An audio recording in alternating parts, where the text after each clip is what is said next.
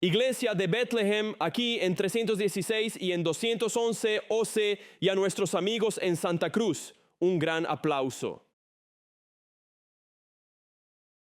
Somos una iglesia en muchas ubicaciones y Dios se está moviendo poderosamente. Vieron eso hoy, pero estamos comenzando una serie nueva, Síndrome del Dios Pequeño. Algunos de ustedes escucharon el nombre de la serie y pensaron, está bien, creo que entiendo a dónde va. Sé lo que es un síndrome. Quizá han sentido un síndrome, quizá lo hayan vivido en la vida de otro.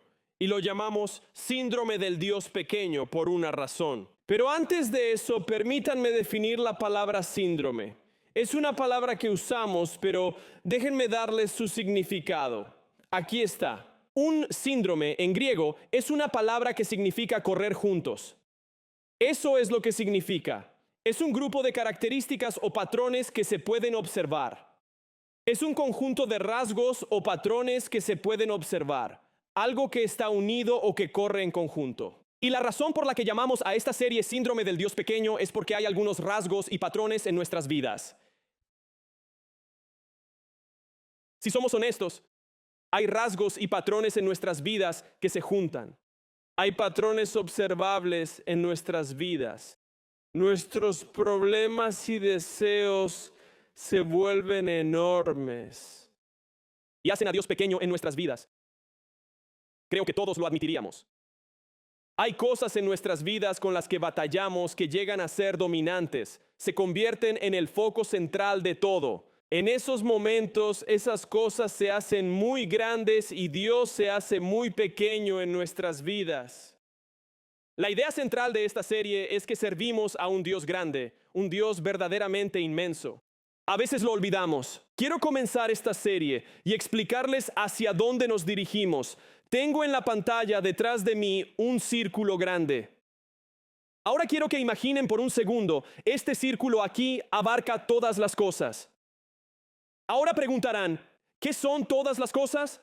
Absolutamente todo. Todo lo que fue, todo lo que es y todo lo que será. Imaginen que todo cabe en este círculo.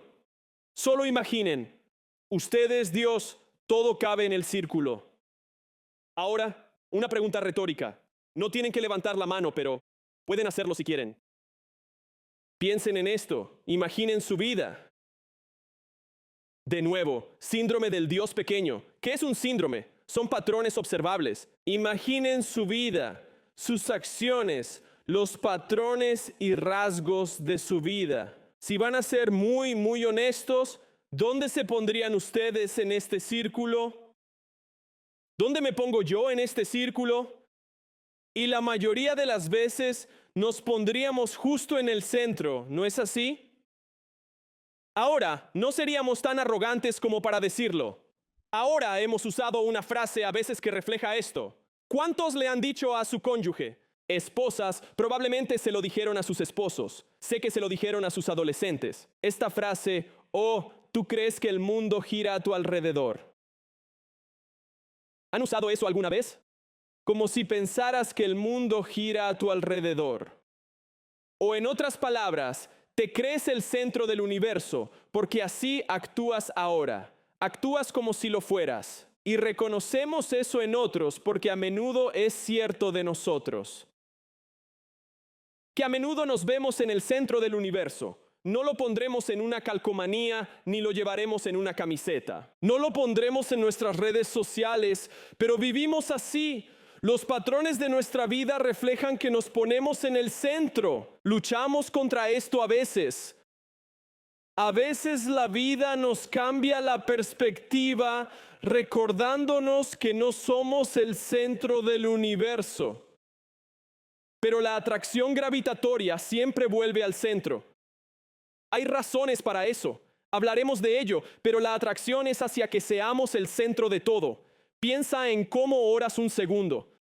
A menudo, al orar, empezamos por mis deseos, mis necesidades y mis anhelos. Que hasta nuestras oraciones y disciplinas espirituales a menudo giran en torno a nosotros.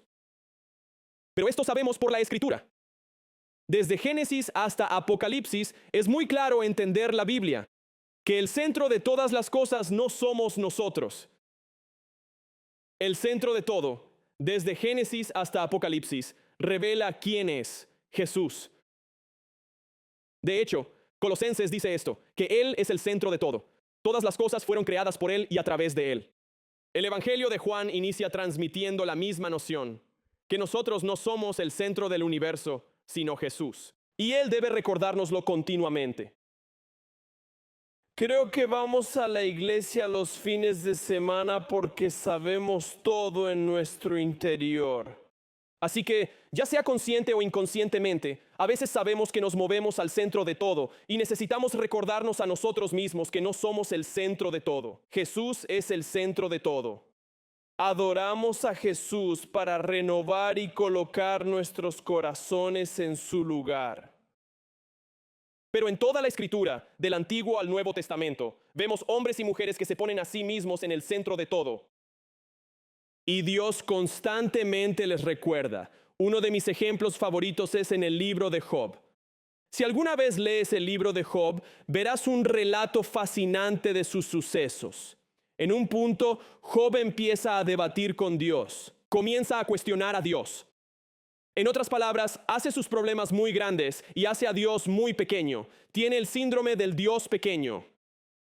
Así que se ha posicionado a sí mismo como el centro de todo, y Dios se acerca a él y le recuerda de alguna manera que Job no es el centro de todas las cosas. Él lo es. Y me encanta su respuesta, y esto les va a encantar. De hecho, si alguno tiene el don del sarcasmo o cree que es un don espiritual o se pregunta si es de Dios, quizás quiera memorizar este pasaje, ¿de acuerdo? Dios responde a Job en Job capítulo 38, versículos 4-7. ¿Dónde estabas tú cuando puse los cimientos de la tierra? Dímelo. Si sabes tanto, Job, ¿dónde estabas tú? ¿Quién determinó sus dimensiones y extendió la cuerda de medir? ¿Qué es lo que soporta sus cimientos? ¿Sobre qué están puestos sus cimientos? ¿O quién puso su piedra angular? Esa es la respuesta de Dios a Job. Ahora, como dirían mis hijos en su jerga, Job acaba de ser fulminado por Dios. Le estaba recordando a Job que él no es el centro de la historia, y nosotros tampoco. Pero luchamos con esto. Una vez más, siempre somos atraídos por la gravedad del pecado en busca de ser el héroe. Queremos ser la estrella del espectáculo. Queremos ponernos en el centro de todas las cosas. La realidad es que ya hay un héroe. Ya hay una estrella. Cuando piensas en héroes, representan un gran negocio en el cine actual. En el cine, el heroísmo es un lucrativo negocio. Y cuando piensas en héroes, inmediatamente piensas, no sé sobre tu familia, pero mi familia, como que pensamos en el universo Marvel. En nuestro hogar adoramos el universo cinematográfico de Marvel repleto de héroes. Los hemos visto todos y nos encantan. De hecho, algunos piensan que esto es herejía, pero mis hijos me sentaron y dijeron, papá, queremos decirte algo que será muy difícil de escuchar. Dije, está bien, díganme. Y él dice, creemos que el universo Marvel, las películas de Marvel, son superiores a Star Wars. Y sé que es difícil de escuchar, papá. Sé que creciste con eso, pero son mejores. Y honestamente, lo son. Así que nos encantan. El universo de Marvel ha recaudado más de 31,000 millones de dólares. 31,000 millones. Adoramos películas y cuentos de superhéroes. Nos inspiran. Cuando crecía, mi favorito siempre fue Spider-Man. ¿A quién no le agrada Peter Parker, verdad? Es solo un chico común y corriente, y luego obtiene un superpoder y lo utiliza para el bien. Para servir a otros, para combatir el mal. Y a lo largo de las Escrituras vemos relatos geniales de hombres y mujeres que son heroicos, que defienden algo más grande que ellos mismos, que están dispuestos a arriesgarse por una historia más grande. Quiero leerles uno de esos pasajes. Se encuentra en Hechos capítulo 5, comenzando en el versículo 12. De hecho, vamos a leer esto juntos. Así que en todos nuestros campus los invito a ponerse de pie conmigo y leeremos este relato en Hechos capítulo 5, comenzando con el versículo 12. Si tienen sus Biblias, pueden ir allí. Pero aquí vamos. Dice, los apóstoles hacían muchas señales y prodigios entre la gente. Y todos los creyentes se congregaban con frecuencia en el templo, en la zona llamada el Pórtico de Salomón. pero ningún otro se atrevió a acompañarlos. Es decir, les agradaba el mensaje, pero temían estar a su lado por miedo a perder la vida, a pesar de que toda la gente los respetaba mucho. Pero más y más gente creía y se acercaba al Señor. Multitudes de hombres y mujeres, por la obra de los apóstoles, como saben, sacaban a la calle a los enfermos en lechos y esteras para que la sombra de Pedro, al pasar, cayera sobre algunos de ellos. Venían multitudes de las aldeas cercanas a Jerusalén, trayendo enfermos y poseídos, y eran sanados. El sumo sacerdote y sus hombres, quienes eran saduceos, se llenaron de envidia. Arrestaron a los apóstoles y los metieron en la cárcel, pero el ángel del Señor vino de noche, abrió las puertas y los sacó. Luego les dijo: vayan al templo y denles el mensaje de vida. Regresaremos a esto. Al amanecer, los apóstoles entraron al templo, como les dijeron, y empezaron a enseñar de inmediato. Cuando el sumo sacerdote y sus hombres llegaron, reunieron al Sanedrín y a toda la asamblea de los ancianos de Israel. Mandaron a traer a los apóstoles de la cárcel para el juicio, pero cuando los guardias del templo fueron, los hombres ya no estaban. Dice lo siguiente: regresaron al concilio e informaron. La cárcel estaba bien cerrada con los guardias afuera, pero al abrir las puertas no había nadie. Cuando el capitán de la guardia del templo y el sacerdote principal oyeron esto, se quedaron perplejos. Me encanta esa palabra. Preguntándose cuándo terminaría todo, y la realidad es que no lo haría. Llegaron con noticias increíbles. Los hombres presos están enseñando en el templo al pueblo.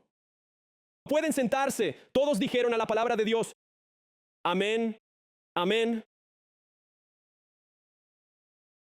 Así que déjenme ponerles en contexto. Los primeros apóstoles estaban haciendo milagros. Nadie podía explicarlos. De hecho, la gente empezó a llevar a los enfermos a Pedro y a los apóstoles para ser sanados. Aquí está el punto.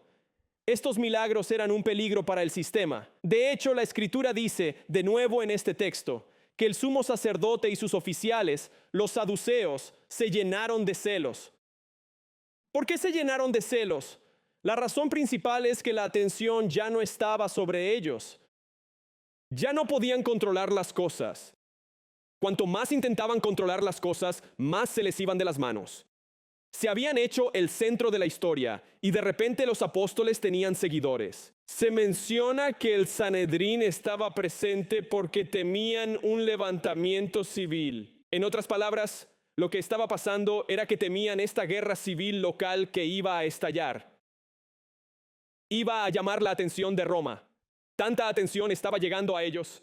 Esta no era la primera vez que Pedro y Juan habían sido encarcelados, por cierto. Ya los habían encarcelado.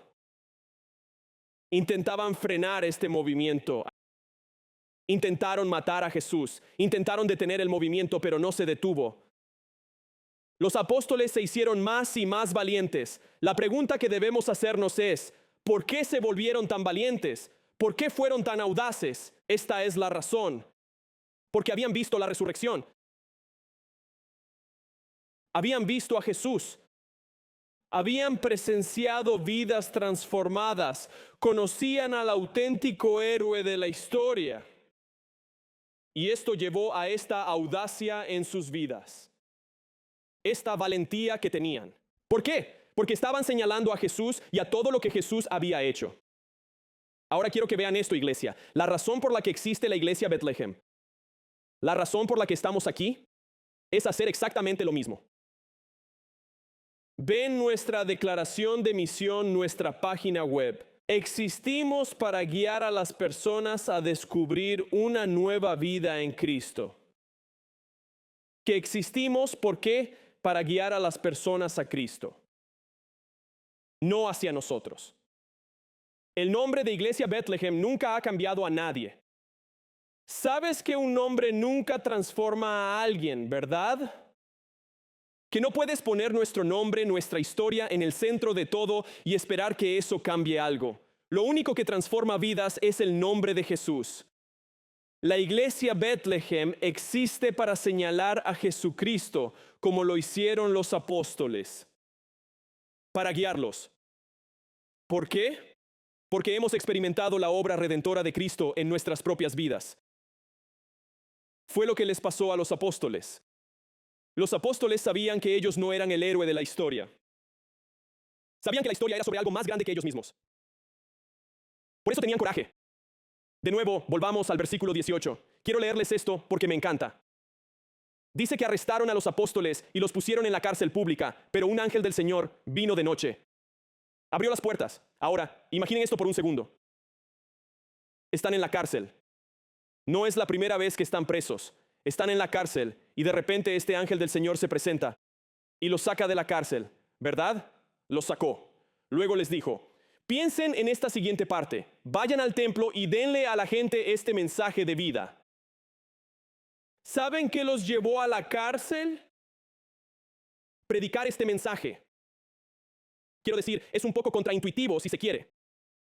No sé ustedes, pero yo habría dicho, escuchen, estoy a favor del movimiento, estoy a favor de lo que está pasando, estamos de acuerdo, pero quizás debamos pasar desapercibidos un poco. Va a haber un disturbio civil, está llamando la atención del gobierno local. Uno hubiera pensado que esto los habría llevado a este momento en el que empezarían a dudar, pero escuchen, ellos no parpadean. Había una audacia en su fe. Pero aquí está la ironía de la historia. Por eso empiezo con esta historia. La ironía de esta historia es que no siempre fue así.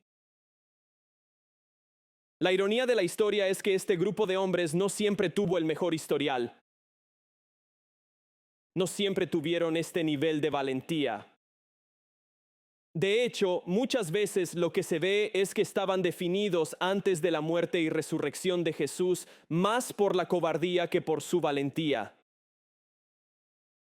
Así era la reputación que tenían. Abandonaron a Jesús. Huyeron. Fingen no conocerlo siquiera después de 3 años de caminar con él. Incluso mientras caminaban juntos, seguían discutiendo por el primer lugar. ¿Quién se sentaría a su lado? Eso los definía. Antes de la resurrección, su problema es nuestra tentación. Aquí lo tienen. No olviden anotarlo si quieren tomar notas. Nuestra mayor tentación en la vida es ponernos en el centro de la historia.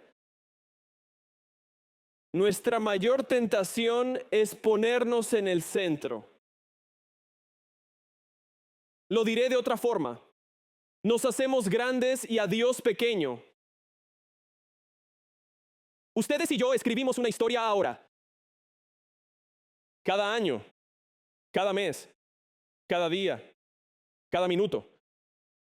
En este momento, juntos en nuestras vidas, familias y matrimonios, estamos creando una historia. ¿De qué tratará la historia en cuestión? ¿Será sobre nosotros? ¿Vamos a ubicarnos en el epicentro de cada evento? ¿O elegiremos centrarla en el creador de todo el universo? Siempre podemos elegir quién será el foco central de nuestro relato. Con nuestras acciones, con nuestros rasgos y patrones en nuestras vidas, apuntamos hacia algo. ¿A qué apuntamos? Creo que esta declaración es muy importante, quizás para alguien hoy. Pero la razón de nuestro agotamiento en la vida lo he presenciado y experimentado en mi propia vida. La razón del agotamiento y falta realización sin importar lo que logremos. Que somos adictos al trabajo. Es porque existe una confusión respecto a nuestro rol en la historia de Dios. Hacemos la historia sobre nosotros. Hacemos que trate de lo que logramos, las cosas que hacemos. Como los discípulos, ellos lo entienden. Lo captaron, porque tenían el mismo problema. Siempre estaban luchando por un puesto. De hecho, creo que si estuvieran en el escenario antes de la resurrección, dirían, oigan, escuchen, lo entendemos. Hombre, caminamos en esos zapatos, todo giraba en torno a nosotros, luchamos por el puesto. Pero vieron al Jesús resucitado. Y eso reinició su historia dentro de la historia. Y se dieron cuenta, escuchen, nosotros no somos el gran tema. No somos el centro de la historia. Somos nadie señalando a alguien. Amén. Eso es todo. Les lanzo una pregunta. Y nuevamente esta pregunta quizás la respondan en sus grupos pequeños. Podría ser algo en lo que mediten, pero solo quiero plantearles esta interrogante. Es probable que no puedan contestarla en este instante. ¿Qué luchan por ser recordados? ¿Por qué luchan por ser recordados? Quizás digan, bueno, honestamente quiero ser un padre amoroso. Quiero ser un esposo amoroso. Quiero cuidar mi familia. Quiero proveer. ¿Nuestras acciones reflejan esto? ¿Nuestras finanzas reflejan esto, como dijo el pastor Jason? ¿Nuestra atención refleja esto? ¿Los patrones y características de nuestra vida reflejan lo que decimos? ¿Qué quieren que recuerden de ti? He escuchado esto antes. Y de hecho, yo mismo he recibido esta pregunta. De hecho, esta pregunta fue un punto de inflexión en mi ministerio. Que un mentor me preguntó, ¿por qué quieres ser recordado? Y de nuevo, no supe responder en ese instante, pero comencé a orar al respecto, a reflexionar profundamente, a considerar y examinar mi propia vida. Entonces dijo esto, Matt, uno de los primeros mentores en mi vida, dijo, un día vas a morir y te pondrán en la tierra. Y en esa tierra habrá una pequeña piedra, una de granito sobre tu tumba. Se parecerá mucho a esto. No lo sé. Mi esposa lo decidirá. Oraré. Así que lo más barato probablemente elegirá, pero dirá Matthew Pyland. Quizá añadan palabras amables como padre y esposo cariñoso. Y tendrá una fecha, el día que nací. 7 de diciembre 1976, gran cumpleaños próximo. Esto es cuando nací. Ahora dice, por determinar porque desconozco el día de mi partida. ¿De acuerdo? Espero que sea dentro de mucho tiempo. Pero pronunció palabras que transformaron mi existencia. Dijo, ¿sabes qué? Habrá 2 fechas en esa piedra, tu nacimiento y tu muerte. Y toda tu vida va a resumirse en un guión. La suma de tu vida, la suma de tu existencia, tus decisiones, tus deseos, tus rasgos, tu amor, tus sacrificios. Todo se resumirá en ese guión. Y esto me dijo. ¿Por qué quieres ser recordado? Al mirar esto, creo que es la pregunta que todos debemos responder. En algún momento, lo mismo será cierto para nosotros. ¿Por qué deseamos que nuestra memoria perdure? Antes de la resurrección, los discípulos centraron su guión en sí mismos, como si fueran el centro del universo. Crearon sobre sus propias experiencias. Pero tras la resurrección, todo cambió. Nuestra mayor lucha con ese guión es hacer que todo sea sobre nosotros. Queremos ser el héroe de la historia. Pero creo que es ni siquiera la palabra héroe. Yo propondría algo distinto. Creo que la mayoría de nosotros no aspira a ser héroes, sino estrellas. Piensa en esto. Las estrellas tienen seguidores. Las estrellas, ¿verdad? Tienen fans. Tienen seguidores. Tienen gente diciéndoles lo geniales que son. El fin de las estrellas, sin duda, es elevar su fama y estatus. Viven para darse gloria a sí mismas. Eso hace una estrella. El heroísmo es tomar riesgos por un bien mayor. Piensa en esto. Déjame plantear esto. Cuando nos ponemos en el centro de la historia, nos empequeñecemos. Observa cómo reducimos el poder en nuestra vida y perdemos la historia que Dios escribe en nosotros. Al ponernos en el centro de la narrativa, reducimos el poder verdadero. El verdadero poder no es el nuestro. Perdemos la gran historia que Dios escribe a través de nosotros. De nuevo, los discípulos fueron un gran ejemplo de esto. Antes de la resurrección, ¿qué estaban haciendo? De nuevo, se estaban posicionando. ¿Quién se sentaría a la derecha? ¿Quién se sentaría a la izquierda? De hecho, tenían un coraje. ¿Lo ves? Si vas a la noche en que Jesús fue o la mañana en que Jesús fue arrestado y los discípulos están allí, han orado toda la noche y Jesús dijo lo que iba a pasar. Y entonces de repente Judas llega con los soldados romanos y ves una audacia en Pedro. ¿Qué hace Pedro? Pedro piensa, muy bien, esto se va a poner feo. ¿Cómo? Aquí vamos, estaba listo para una pelea. Estaba listo para ir. Saca su espada. No sé a qué apuntaba. No sé si intentaba cortarle la cabeza a ese soldado, pero le cortó la oreja. No sé si había peleado mucho en su vida. No estoy seguro. Pero ¿qué hace Jesús? Jesús le dice, guarda tu espada. Guarda tu espada. Y Pedro no entendió esto. No podía asimilarlo. No le parecía lógico. ¿Y qué pasó con el coraje de los discípulos? Después de que Jesús fue crucificado, se desmoronó. Su coraje estaba centrado en su propio poder, su propia comprensión, ¿cierto? Su propia habilidad. Entonces, ¿qué cambió? La resurrección. ¿Lo ves?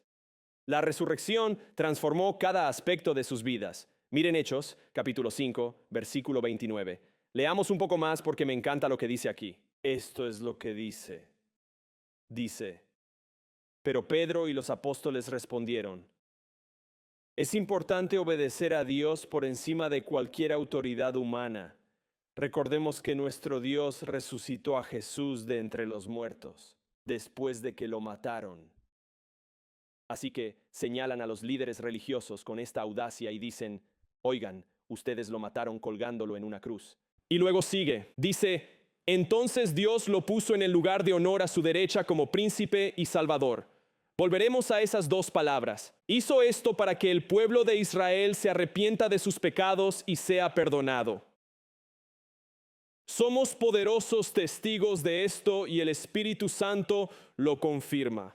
Ahora observen la transición. Post-resurrección. Verán, antes de la resurrección se hicieron a sí mismos los héroes de la historia. Estaban tratando de hacerse a sí mismos la estrella del espectáculo. Pero después de la resurrección dijeron, nosotros no somos las estrellas del espectáculo, somos solo testigos de lo que hemos visto.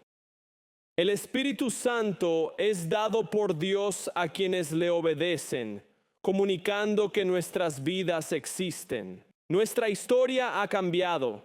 No somos los protagonistas ni el foco central. Todo lo que somos es testigos del poder de Jesús y su obra a través de la resurrección de Jesús. Nuestras vidas señalan a Él por la obra redentora de Jesús. Iglesia, existimos por esa razón.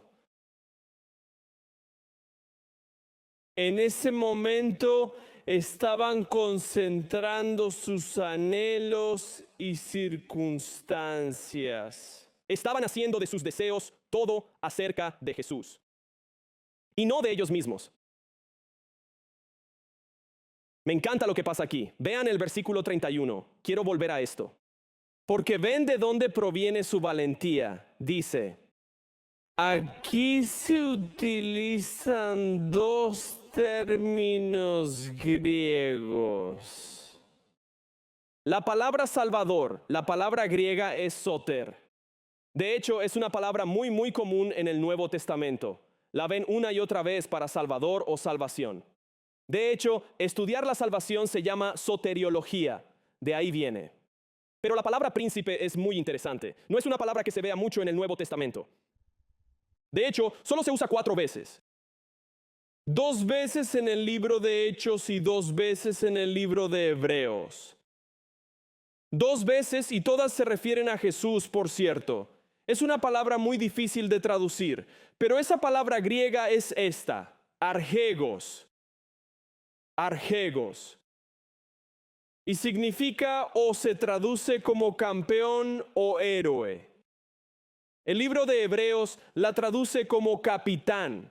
¿Lo ves? Y en la cultura helenística de ese tiempo, esa palabra habría sido muy familiar. De hecho, se usaba constantemente en la literatura griega. Incluso se referían a Hércules como el argegos, el campeón, el héroe. Así que es muy interesante que Pedro eligiera esta palabra.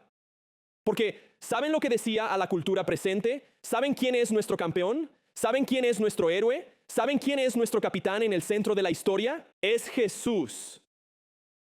Él es el centro de todo, el vencedor de la muerte, el infierno y la tumba. Somos solo testigos de su poder. Cuando ponemos el foco en nuestro poder, disminuimos el poder real en acción de Cristo en nuestras vidas. Cuando hacemos que la historia se trate de nosotros. Y así hubo una audacia en los apóstoles que se negaron a retroceder, se negaron a ceder.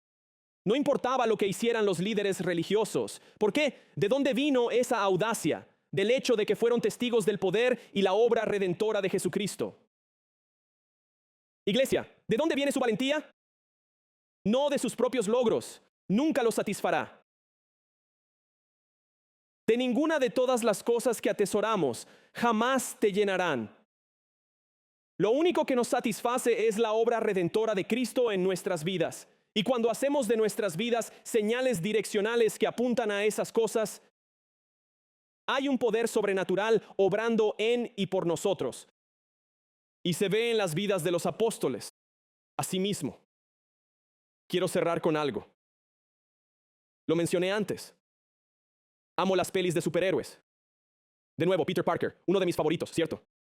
Solo un tipo normal viviendo en Nueva York o algo así.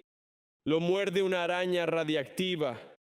No sé cuántas arañas radiactivas hay en Nueva York, quizás más de una, pero la araña lo pica y de pronto adquiere este poder sobrenatural. ¿Verdad? De nuevo, lo aprovecha para el bien. No sé quién es tu superhéroe favorito, pero son casi iguales si lo piensas. Eran personas ordinarias hasta que obtuvieron un poder especial. Y se convirtieron en algo más. Y luego usaron ese poder para el bien, para combatir el mal. Quiero que pienses en el Evangelio. Quiero que pienses en Jesús. Jesús es radicalmente diferente. Es lo opuesto a estos héroes. Verás, el heroísmo de Jesús provino del hecho de que Él dejó de lado su poder. Jesús era infinitamente poderoso, el creador de todo. Y Él dejó de lado su gloria y poder, su invulnerabilidad, y murió voluntariamente en una cruz. Y esto no lo entendían los discípulos. ¿Por qué un héroe dejaría su poder? ¿Por qué un héroe renunciaría a su vida y se dejaría derrotar? Y en ese momento, esa es la razón por la que su coraje se hizo miedo. Y se escondieron avergonzados. Quiero leer esto de nuevo, porque amo lo que dice en el verso 31. Pero luego Dios lo puso en el lugar de honor, a su diestra, como príncipe y salvador, el campeón, el héroe, el salvador. E hizo esto para que la gente de Israel se arrepintiera de sus pecados y recibiera el perdón. Iglesia, de aquí viene su valentía. Los discípulos dejaron su fracaso y hallaron fuerza en la cruz. Y creo que esta es una gran lección para nosotros hoy. Creo que es una gran lección para alguien que está luchando, para aquel que se siente descalificado. Miras tu vida y hay mucha vergüenza. Hay muchas cosas de las que no estás orgulloso. Pones tu ego por encima de todo, agrandando tu vida y minimizando a Dios. Hiciste tus problemas grandes e hiciste a Dios pequeño. Pero aquí está la belleza de la cruz. Es esto. La cruz de Jesús es superior a cualquier fracaso que hayas enfrentado o que vayas a enfrentar jamás. Esa es la hermosura del Evangelio. Así que, iglesia, escuchen. No dejen que un momento escriba la historia. Jesús escribió el capítulo final antes de que ustedes nacieran. Y la Escritura dice que en Cristo somos más que vencedores. Me encanta eso. Somos más que vencedores. Como si conquistaras algo, somos más que eso. Somos victoriosos. Y esta es la razón por la que en Bethlehem Church decimos una y otra vez que en el espíritu de lo que Dios nos llamó a hacer, como Jesús es el centro de todo y como testigos de esto, decimos, estamos dispuestos a dejar a los 99 por el 1. ¿Por qué? Porque todos hemos sido el 1. Si has experimentado la obra redentora de Jesús en tu vida, si lo aceptaste como tu Salvador, tú fuiste el 1. Entonces, ¿cuál es tu posición y labor ahora? Ser testigos, señalar el poder de la resurrección de Jesús. Esa es la razón. Según Hebreos, ¿por qué existimos? Para correr la carrera. Me encanta Hebreos 12:1-2. Estamos llamados a correr una carrera. Él no dice que te retires. Él no dice parar. Él no dice tomarlo con calma. Dice correr la carrera, y esto es. Hebreos capítulo 12, versículo 1 y 2 dice, por tanto, rodeados como estamos de una tan grande nube de testigos de la fe, despojémonos de todo peso que nos retrasa, especialmente del pecado que nos atrapa con facilidad. Corramos con paciencia la carrera que Dios nos ha trazado. Hacemos esto, aquí está, fijando nuestros ojos en Jesús, el campeón, el arjego, quien es el fundador de nuestra fe. Escuchen, iglesia. ¿De qué manera los discípulos hallaron fuerza? De la misma manera que lo hacemos nosotros, manteniendo nuestros ojos en Jesús, el héroe y el campeón de nuestra fe, haciéndolo grande a Él. Y nuestros problemas, nuestros deseos, nuestra posición, pequeños. Porque la historia no es sobre nosotros. La historia es toda sobre Jesús. En todos nuestros campus vamos a orar. ¿Inclinarían sus cabezas conmigo?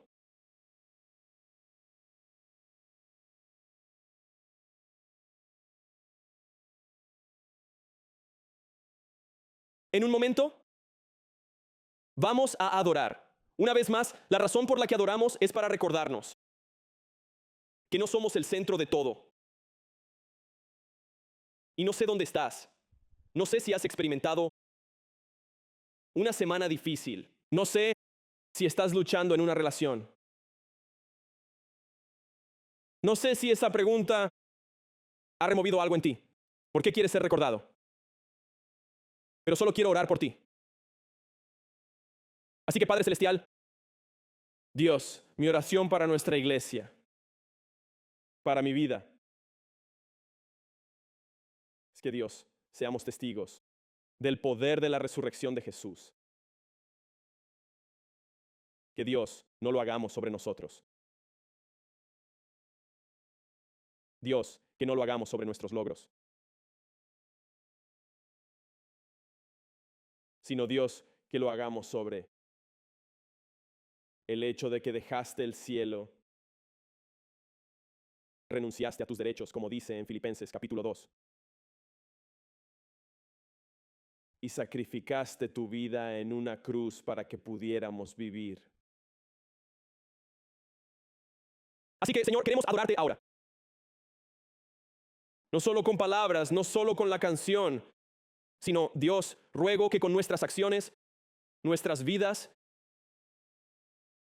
y no hacer nuestra historia sobre nosotros,